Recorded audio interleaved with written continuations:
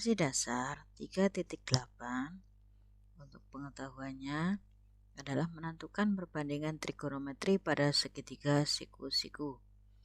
Untuk keterampilannya 4.8 menyelesaikan masalah yang berkaitan dengan perbandingan trigonometri pada segitiga siku-siku. Untuk yang pertama, satuan derajat. Di sini kita ketahui ada 3 satuan derajat. Yang pertama derajat. Satuan derajat di sini dari 0 sampai dengan 360 derajat. Kemudian di sini yang kedua adalah radian. Radian adalah dari 0 sampai dengan 2 pi. Pi itu sendiri adalah satuan dari rate ya, pi rate, dimana untuk pi rate itu nilainya adalah 180 derajat. Kemudian yang ketiga adalah grid. Untuk di sini hubungan antara derajat dengan menit adalah 1 derajat sama dengan 60 di sini menit. Kemudian di sini ada 2 pi rate sama dengan 360 derajat. Selanjutnya pengenalan dulu dari SMP. Ini juga kita ketahui rumus Pythagoras. Masih ingat ya dengan rumus Pythagoras untuk segitiga siku-siku, di mana di sini segitiga siku-sikunya di titik B. Untuk titik sudut C-nya adalah alfa, maka rumus Pythagorasnya berlaku R kuadrat sama dengan X kuadrat ditambah Y kuadrat. Kalau sisi miring kuadrat sama dengan sisi siku kuadrat ditambah untuk yang sisiku yang satu lagi. Dari gambar dari segitiga tersebut diperoleh sin alfa sama dengan sisi depan dibagi dengan sisi miring, atau di sini Y per R. Atau mungkin lebih gampangnya lagi kita menyingkat dari sisi depan kita singkat D, sisi miring kita singkat mi. Berarti sin alfa sama dengan demi. Itu juga bisa. Kemudian untuk cos alfa sama dengan sisi samping dibagi sisi miring sama dengan X per R, atau kita singkat dengan sami. Tangan alfa sama dengan sisi depan dibagi sisi samping sama dengan Y per X, atau kita singkat dengan desa. Jadi ingat-ingat sin demi, cos sami, tangan desa. Selanjutnya di sini saya kasih contoh untuk yang segitiga siku-siku. Di sini untuk sisi miringnya 13, sisi yang tegak 12 dan 5. Maka sin alfa sama dengan demi Y per R sama dengan untuk depannya 12, miringnya 13. Kemudian untuk nilai cosnya adalah X per R. X-nya adalah 5, R-nya 13. Kemudian nilai tangannya sama dengan Y per X. Untuk depannya di sini 12, untuk X-nya adalah 5. Kemudian contoh selanjutnya ada sebuah segitiga siku-siku. Untuk sudut alfa, untuk sisi depannya adalah 7, sisi sampingnya 24. Maka kita peroleh untuk miringnya adalah menggunakan Pythagoras, yaitu akar 7 kuadrat ditambah 24 kuadrat sama dengan akar 625 sama dengan 25. Berarti kita ketahui di sini untuk sisi miringnya 25. Sehingga kita peroleh untuk sin alfa sama dengan demi, depan miring, depannya 7, miringnya 25. Cos alfanya sami. Sami berarti sampingnya 24 per 25.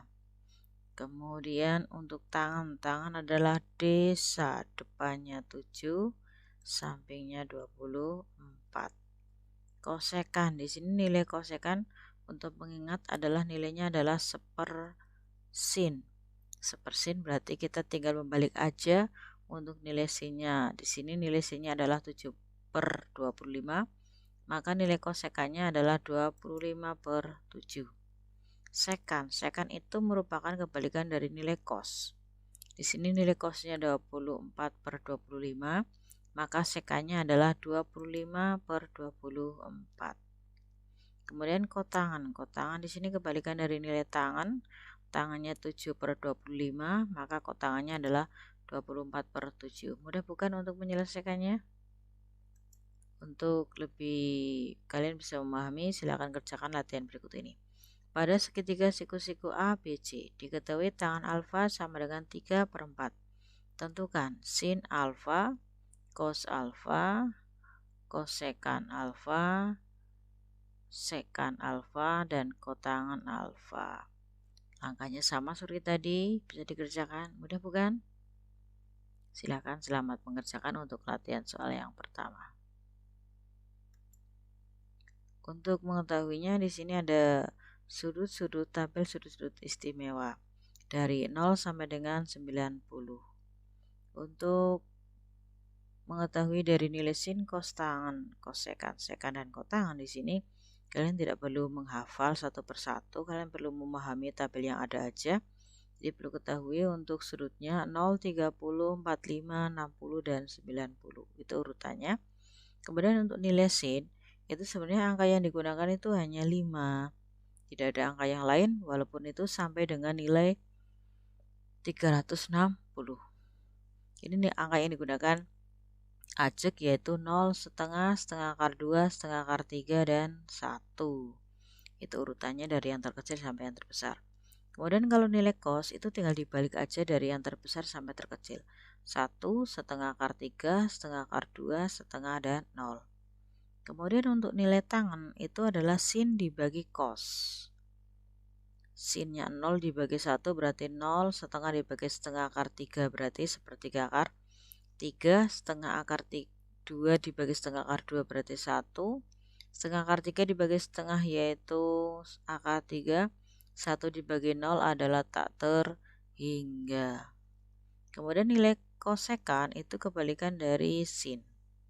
Ya, dari 1 per sin alfanya, 1 dibagi 0 tak terhingga, 1 dibagi setengah 2, 1 dibagi setengah akar 2 adalah akar 2, kemudian 1 dibagi setengah akar 3 berarti 2/3 akar 3, 1 dibagi 1 ketemunya 1. Sekan itu kebalikan dari cos, berarti 1/1. 1 per setengah akar 3, ketemunya 2/3 akar 3, 1 per setengah akar 2 sama dengan akar 2, 1 dibagi setengah yaitu 2, 1 dibagi 0 tak terhingga. Kotangan kebalikan dari tangan, 1 per 0 berarti tak terhingga, 1 per sepertiga akar 3 yaitu akar 3, 1 per 1, 1 per akar 3 sepertiga akar 3, 1 per tak hingga 0. Jadi itu cara menghafalnya, memahami dari tabel yang ada tanpa kalian harus menghafal semua angka yang ada di sini. Silakan biasakan memahami apa yang ada, jadi kita mudah untuk mengingatnya. Selanjutnya kita lihat contoh berikut ini. Jika BC panjangnya 20 cm dan sudut BAC sama dengan 30 derajat, tentukan panjang AB dan AC-nya. Di sini untuk panjang AB berarti kita harus tahu di sini diketahui sudut A-nya 30, 20 merupakan panjang BC, berarti kalau panjang BC ini merupakan D ya. Depannya 20, sudutnya 30. Maka untuk mencari AB berarti kita menggunakan miring. Kalau miring berarti kita pakai sinus. Sinus alfa sama dengan 20 per AB. Sin berarti demi, berarti depannya 20, mi-nya adalah AB. Kemudian AB sama dengan 20 per sin A, 20 per sin 30, sin 30 tadi nilainya menggunakan tabel adalah setengah, maka 20 dibagi setengah adalah 40. Berarti panjang dari AB adalah 40 cm. Kemudian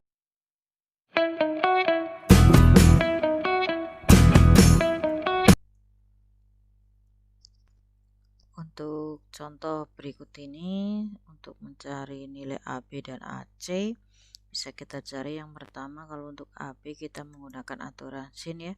Sin A sama dengan demi depan miring.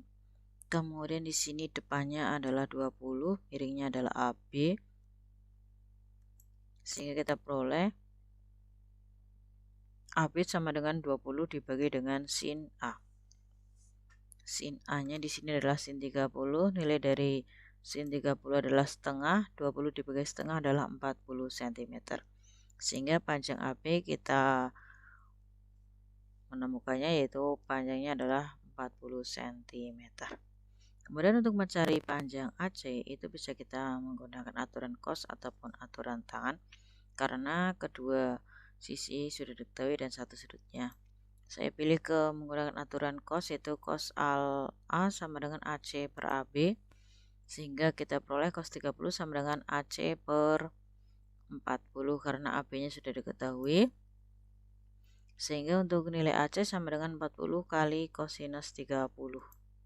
Kosinus 30 nilainya adalah setengah akar 3, 40 kali setengah yaitu 20 akar 3, sehingga panjang AC nya adalah 20 akar 3. Untuk latihan bisa kalian mencoba sendiri untuk mengerjakannya. Alfian melihat puncak pohon dengan sudut elevasi 45 derajat terhadap garis horizontal dari jarak 2 meter. Tentukan tinggi pohon jika tinggi Alfian diukur dari tanah adalah 1,6 meter. Di sini untuk mengetahui tinggi pohon berarti nanti kita menjumlahkan antara tinggi X-nya ditambah dengan tinggi orang yang melihat. Tinggi orangnya adalah 1,6, berarti nanti hasil pencarian X kita jumlahkan dengan 1,6 meter. Di sini kita ketahui sudut elevasinya 45, untuk jaraknya 2, berarti sampingnya 2, sudutnya 45. Untuk mencari depan berarti kita harus menggunakan aturan tangan. Tangan adalah desa. Nanti ketemu X-nya. Tangan 45 sama dengan D, depannya adalah X per 2. Kemudian X sama dengan 2 kali tangan 45. Tangan 45 adalah 1, berarti 2 kali 1 sama dengan 2.